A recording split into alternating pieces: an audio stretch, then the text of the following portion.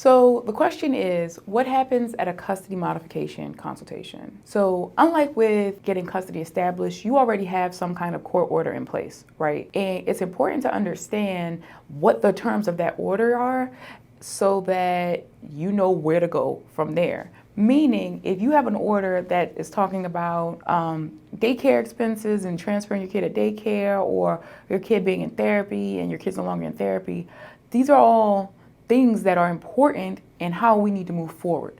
But if I don't have the initial order, or at least the current order, then it's hard to know where you need to go, because at that point we're just talking about these are all the changes that I want, but you don't know the order that's getting changed. And I get a lot of smart people, but they don't necessarily understand all the time how to read a custody order. So it's important to bring your custody order with you. It's important to understand what it is you would like to change, even if you don't necessarily know exactly what you want, to have an idea of what you want.